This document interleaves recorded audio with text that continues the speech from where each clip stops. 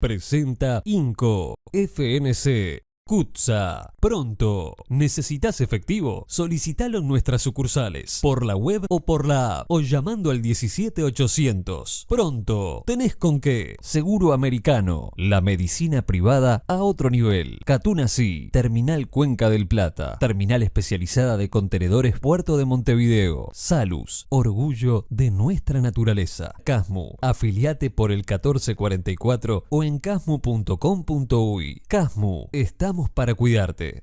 Santander y su préstamo para pymes con garantía SIGA. SACEM, 70 años siendo protagonistas de las grandes obras de Uruguay. SWAT, consulta con especialistas sin demoras en Clínica del Estadio de SWAT. Plan inteligente de UTE. Hacé la prueba, entrá al simulador y pasate sin costo. UTE, la energía que nos une. Y Gobierno de Canelones, para el lanzamiento de su plan Hogar Sustentable.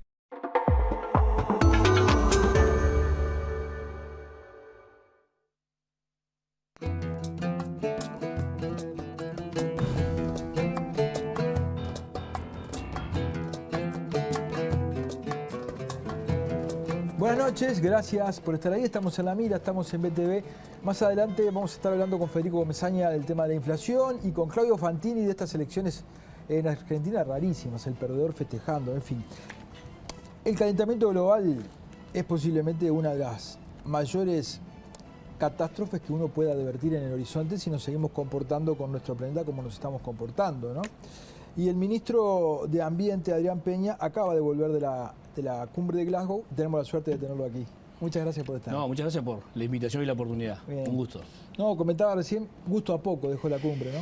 Y bueno, sí, con las expectativas que teníamos nosotros, incluso en lo que tiene que ver con cuestiones de financiamiento, que es las que en aquellas que el Uruguay ha hecho más hincapié, y también los países en desarrollo, y sobre todo los que sentimos somos afectados de manera especial por este tema del cambio climático.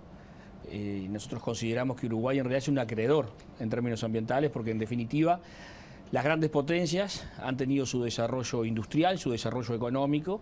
Hace más de 300 años decidieron sacar, digamos, o se decidió sacar carbono del subsuelo para tirarlo a la atmósfera. Uruguay nunca hizo eso y hoy sufre los efectos del cambio climático. Entonces, las medidas de adaptación, acá básicamente hay dos grandes temas: la mitigación, que es emitir menos, ¿verdad?, y cumplir esos compromisos de emisiones, y la adaptación, ¿no? Uruguay hace fuerte hincapié en la adaptación, ¿no es cierto? ¿Cómo es eso? A ver, la mitigación es cumplir con los compromisos, Sí, ¿no? eso Emitir está lo menos claro. posible, Sí. y ahí nosotros estamos bien alineados, tenemos una contribución nacional determinada, eso es lo que cada país se compromete a cumplir. Se habla mucho de esto, la NDC famosa, se habla mucho en los medios, pero pocas veces le explicamos a la gente que estamos hablando. Son compromisos que cada país asumió. Uruguay elaboró el suyo en el año 17, con meta al año 25, básicamente es la reducción de emisiones de gases de efecto invernadero en un 24% con respecto al año 90. Entonces ha ido tomando decisiones para cumplir con esa meta en el año 25. Perfecto. El próximo año tenemos que comenzar a trabajar en el marco del Sistema Nacional de Respuesta al Cambio Climático en nuestra contribución al año 30, que tiene que ser más ambiciosa que la del 25. Y estamos en línea, venimos cumpliendo, pero claro, en un país que es absolutamente marginal en materia de emisiones. Ahora hablamos de eso. ¿Y lo otro? Y la adaptación supone precisamente generar capacidades para adaptarnos a los efectos del cambio climático, a los efectos adversos, que Uruguay lo sufre mucho. Lo sufre porque es un país de base agropecuaria. Entonces, cuando hablamos, vieron las temperaturas que sufrimos en octubre, históricas, ¿no? Cuando hablamos de olas de calor, de olas de frío, de sequías, de inundaciones. Ya lo estamos tomando como natural, ¿no? Claro, pero no es natural. No, claro que no. Nuestra producción se ve muy afectada, nuestro sistema productivo se ve muy afectado y lo sufren nuestras infraestructuras. Infraestructuras vinculadas a la producción, pero vinculadas también a, por ejemplo, la Rambla de Montevideo, que se está viendo afectada en algunos puntos por las enormes sudestadas, ¿verdad? Y tenemos problemas, por ejemplo, en Costa Azul, Rocha, por poner ejemplos claros, ¿no? Sí. Que se pueden ir hoy a ver. Sí. Tenemos una franja de 800 metros de viviendas que están a punto de caer, muy amenazadas por efecto del cambio climático. Lo que vivimos con las inundaciones, estas inundaciones, las recurrentes lluvias en poco tiempo, inundaciones, bueno, y eso afecta obviamente a las personas que menos tienen.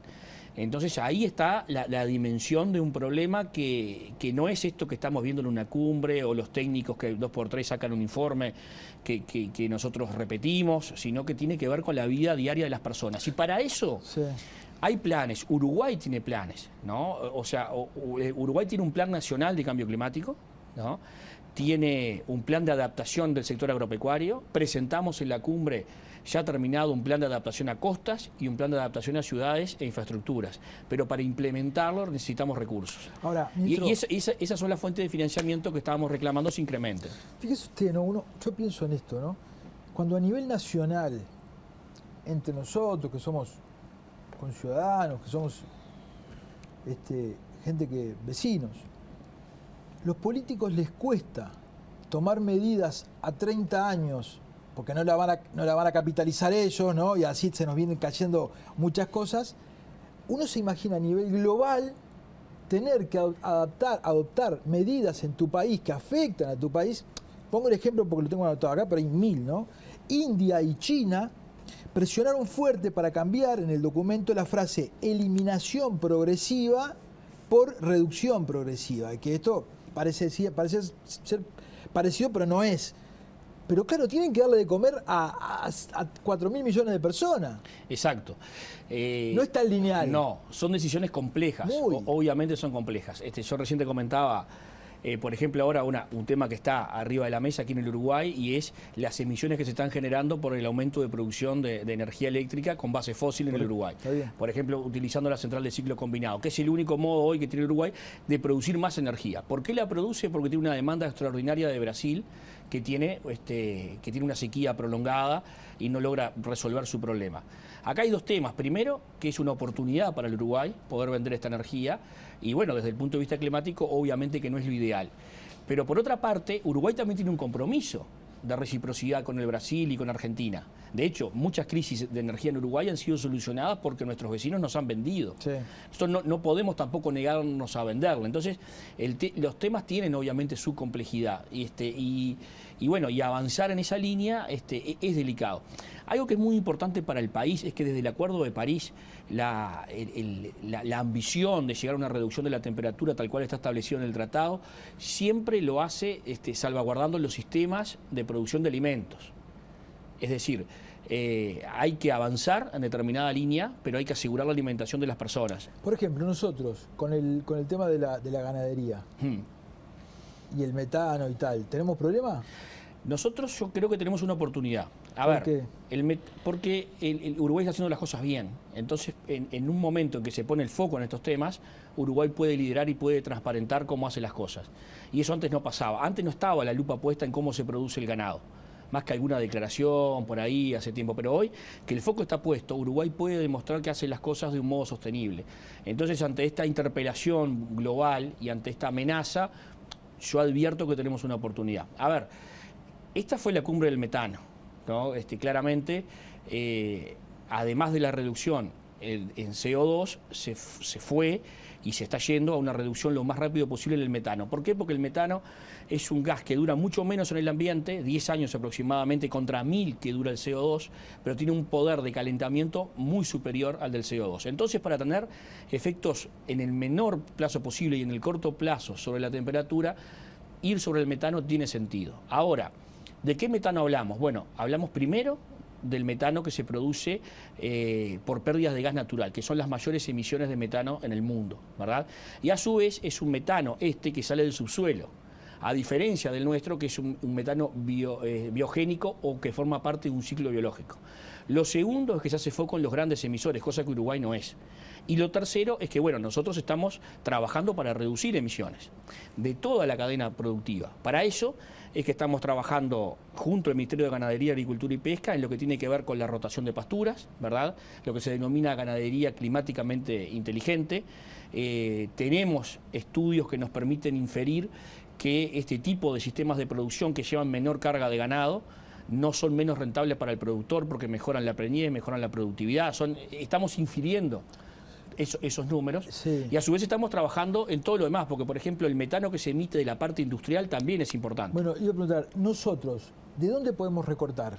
Podemos recortar de los sistemas de producción de este tipo, Sí. que con este tipo de prácticas y con la incorporación de nueva tecnología, hay aditivos para la alimentación, ¿verdad? Que todavía son nuevas tecnologías, pero se considera que en 2 años van a estar totalmente desarrolladas y que van a ser prácticas comunes en 10 años. Allí hay una reducción importante. Se calcula que hasta el 10% de las emisiones pueden reducirse con la utilización de estos aditivos en la alimentación. Y luego en toda la etapa industrial, que no es el gran grueso, pero es donde se puede. Ese metano, por ejemplo, puede transformarse en energía.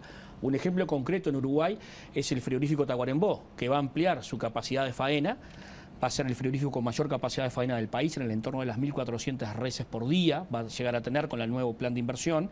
Y bueno, y el metano, producto del tratamiento de los efluentes en ese frigorífico, se va a transformar en energía eléctrica. Entonces allí solucionamos el tema de la emisión de metano y a su vez generamos un circuito que es útil para la empresa. ¿Pero tenemos un plan para cumplir con los objetivos? Sí, sin duda. Están determinados en nuestra estrategia climática de largo plazo y en estas NSDC, en estas contribuciones nacionales determinadas que Uruguay tiene que cumplir. ¿Hay política de Estado en eso? Hay política de Estado.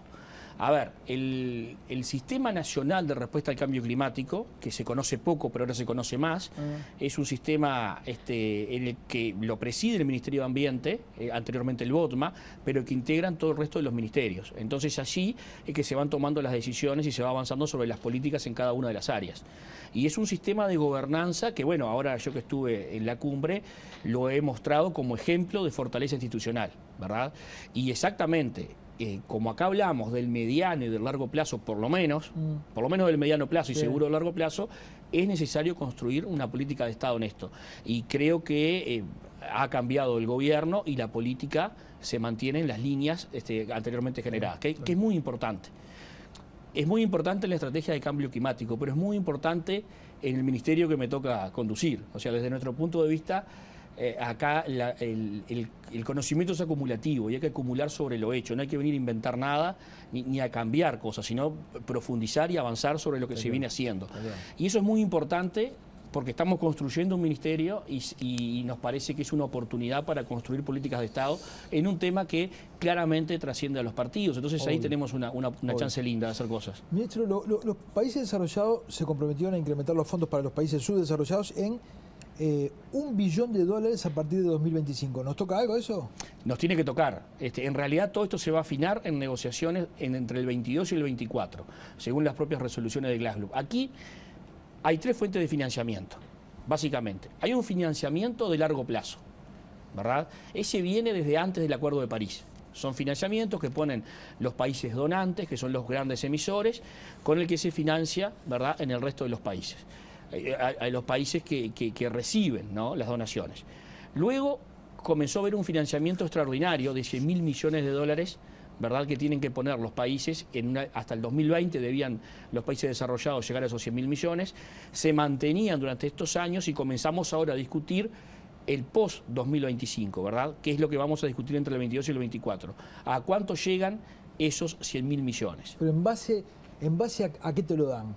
¿Qué tenés que ofrecer? Bueno, eso va al Fondo Verde para el Clima, o al GEF, o a los diferentes fondos que existen en el mundo para el clima, y Uruguay allí se presenta con sus proyectos.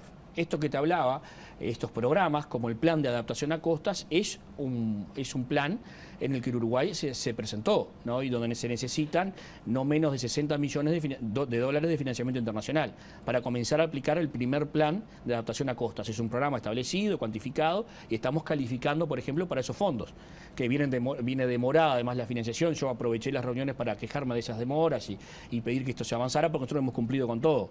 Pero, por ejemplo, apenas asumido, firmamos un acuerdo para un programa de acción en adaptación en el litoral del país. Son $6 millones que vienen de fondos verdes también, que se están ejecutando en 4 departamentos: Artigas, Salto, Paysandú y Río Negro, ¿verdad? Y bueno, por ir a cosas concretas, hay diferentes planes en cada departamento, ¿no? Es un ejemplo muy bueno con participación de los organismos, del gobierno nacional, de los gobiernos departamentales y de los gobiernos locales. Pero, por ejemplo, en Fray Bentos hace 10 días estuve lanzando la obra que va en la ciudad de Fray Bentos, que es una pileta, una laguna de laminación que va a evitar que el arroyo La Esmeralda, que cruza la ciudad de Fray Bentos... ¿Qué significa eso? La laguna de laminación es una laguna de amortiguación, ¿no? Donde entra determinada cantidad de agua y sale menos, ¿verdad? Y eso va a permitir que todo un barrio humilde de unas 7.000 personas afecta generalmente estas inundaciones de la ciudad de Fray Bentos ya no se vean inundadas. Y en esta laguna de laminación, ¿verdad? Va a haber un parque con servicios y demás. Entonces vamos a evitar que cada vez que llueve mucho y que el río Uruguay desborda por el Esmeralda, ¿verdad?, se inunden y haya que desalojar a todas las familias que viven en ese barrio. Entonces eso, por ejemplo, es un ejemplo de fondos para utilizar internacionales aplicados en adaptación. Ahora cuando hablábamos recién del tema de la ganadería, ¿no? Estas cumbres se hacen en la cumbre, ¿no? O sea, están lejos de la gente y bueno, ¿tenemos riesgos de vernos involucrados en el debate de la producción ganadera con los países que no hacen las cosas bien? Hay riesgos. Hay riesgo. Hay riesgo. Que nos metan en el pelotón aunque hagamos las cosas bien. Sí, ahí... Somos chiquitos. Exacto. ¿no? Yo creo que ahí tenemos la posibilidad de distinguirnos. Es ahí donde yo veo la oportunidad. Uruguay, país serio, país responsable, país transparente.